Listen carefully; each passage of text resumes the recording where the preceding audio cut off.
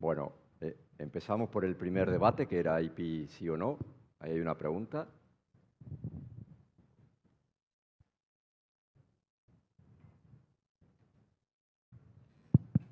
Bueno, muy interesante las discusiones. Me lo voy a adelantar un poco, Dani, y es que en el tema de los riesgos favorables. El año pasado en ESMO presentó Tony la comparación en primera línea el uso de cabo con Belsuti, y en esos grupos de favorable uno ve la divergencia de la curva. ¿Ustedes qué piensan con respecto a eso? Porque pues eso sí es un cambio dramático con respecto a las combinaciones de IO-I o IO-ITK en ese contexto, ¿no? ¿O qué piensan al respecto de eso? Contesto yo. Cabo Belsuti. A ver, Cabo Belzuti. A ver, ese estudio era un estudio que no era un estudio randomizado. Entonces, es verdad que tenía enriquecido para el paciente de buen pronóstico. Entonces, en mi opinión ahora, cuando uno de los problemas que tenemos con el IMDC, y yo creo que esto va a ir, me lo acerco, va a ir cambiando, es que el IMDC es una clasificación pronóstica.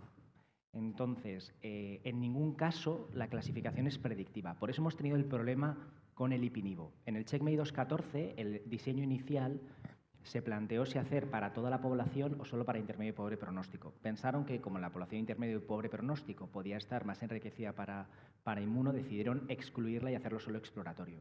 ¿Qué ocurre con este último follow-up, ya 90 meses, 7,5 años? Y ha habido datos que ha mostrado también RAI, como del HCRN, donde el paciente de buen pronóstico también puede responder muy bien a la inmuno. Ese es el problema que tenemos.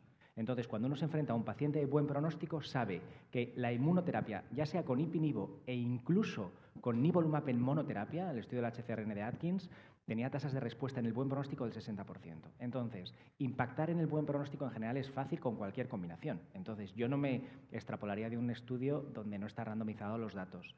Entonces, el problema es que hay que intentar, lo ideal sería definir bien en los pacientes de buen pronóstico, uno, ¿quién necesita tratamiento? Que esa es la pregunta, porque sabemos que hay un porcentaje de pacientes que incluso no lo necesitan, pero a la hora de plantearte un tratamiento, uno de los problemas que hay es que como no tenemos marcadores predictivos de respuesta, pues uno se puede quedar corto. En todo caso, es verdad que es difícil y que todas las opciones son planteables, pero yo no haría ese salto todavía a pensar a que Cabo Belzuti, ¿no? Ojalá tengamos más datos, pero creo que es muy precoz. Sí, aquí lo que abre también otra pregunta es, que nunca se exploró claramente, es el impacto del cabozantinib en primera línea en monoterapia, ¿no? Si es mejor o no que ya lo que ya había que Sutent y que Pazopanib, que bueno, son fármacos, tanto el cabo como el lemba parecen más activos, ¿no? Pero no hay datos al respecto.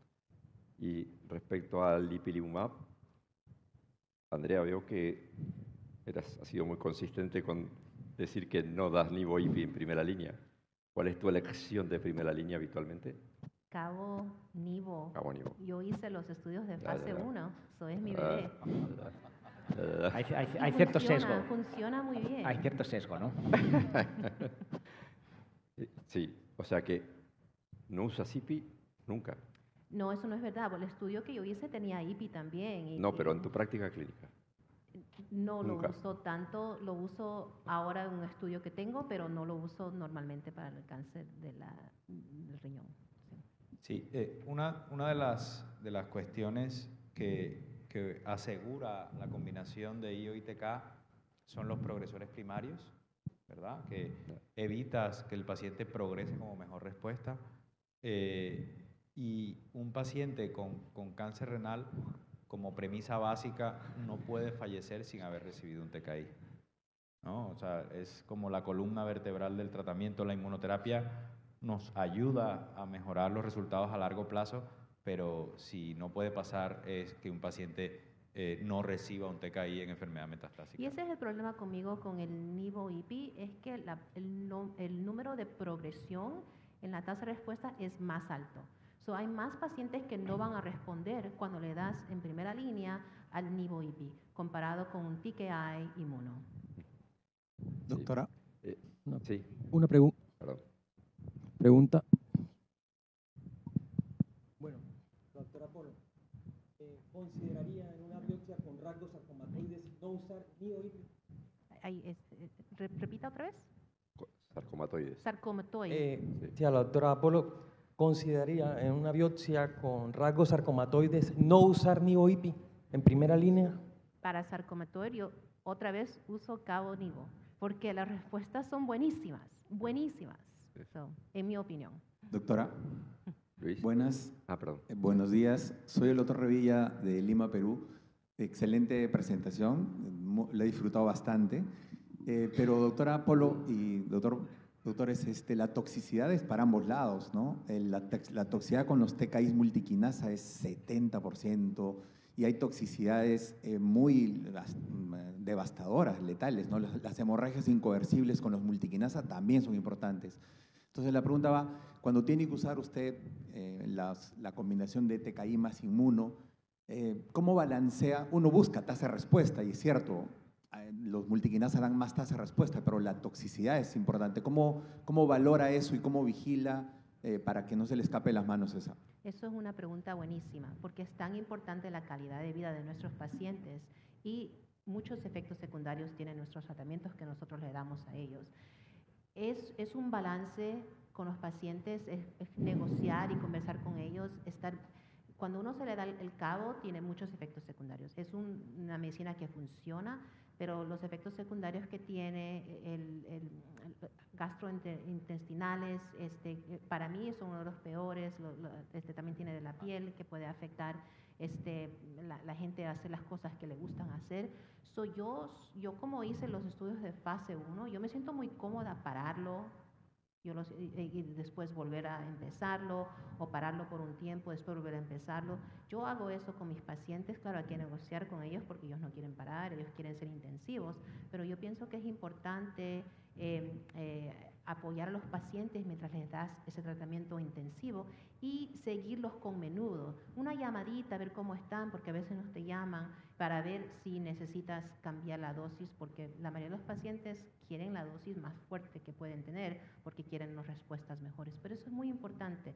Y yo hablé un poquito de la toxicidad de ipilimumab y no mencioné la toxicidad del TKI, que es algo muy importante que tenemos que aprender a manejar.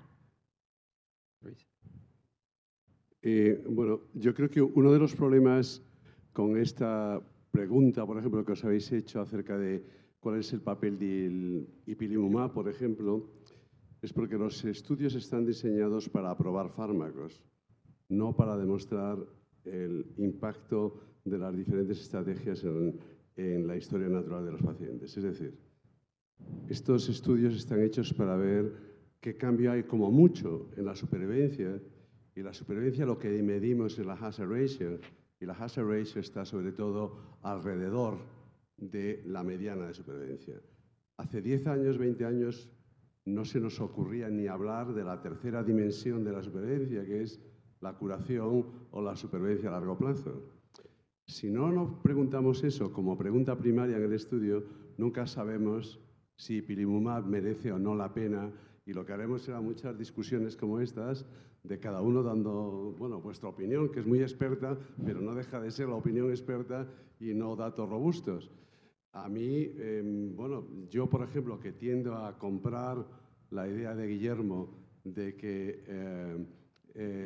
la supervivencia a largo plazo es muy importante, yo creo que a lo mejor algo que debiéramos de hacer es esto, ¿no? Es difícil discutir por la cola de los pacientes, que siempre hay muy pocas observaciones, que eso es suficiente como para cambiar la práctica clínica, pero algo tendremos que hacer para hacerlo, ¿no? Porque si no, al final lo que nos importa es que los pacientes, a veces, no les importa tanto vivir 3 meses más o 6 meses más, sí les importa tener un 5% más de posibilidades de ver a su hijo graduarse. No sé qué pensáis de esto, que entiendo que es filosófico, ¿no? No, tienes toda la razón. La manera que los estudios están diseñados es para probar el farmacéutico, y por eso tú lo puedes ver muy bien con lo que escogen de control, que a veces no es apropiado. Yo digo que está bien, pero cada vez que nosotros tenemos más información, estamos en una mejor posición para nuestros pacientes, para poder tratar a nuestros pacientes, y podemos demandar más, y podemos hacer esas preguntas. ¿Qué tal las curas? ¿Qué tal 10 años, 15 años? ¿Quién es el que está viviendo? ¿Cuál terapia es mejor? No sabemos todavía. Tenemos curvas, pero un paciente no es una curva y no tenemos esos datos todavía, pero yo pienso que estamos yendo paso a paso a descubrir un poquito más y estamos demandando más de las compañías farmacéuticas exactamente esas preguntas. No queda mucho tiempo. hablando del riesgo favorable y el uso de solo TKI o de combinaciones, ¿recuerdas las publicaciones del InMotion 150 y el 151 de los subsets moleculares? ¿Te da pistas para...? No, o sea, me refiero, hay una pista importante que es que el 70% de los pacientes de buen pronóstico tienen unos perfiles de transcripción proangiogénicos. Lo que ocurre es que cuando hizo el estudio del CheckMate 214, el estudio subanálisis que se publicó posteriormente, indica que los pacientes que tienen perfil de angiogénesis alto también pueden ir bien con ipinivo. Entonces, sí que hay un perfil de angiogénesis alto, pero eso tampoco nos está prediciendo que vaya o no vaya a funcionar la inmunoterapia. Ese es el problema que tenemos con, uno, los perfiles de expresión y los tratamientos que tenemos disponibles. ¿Una pregunta más?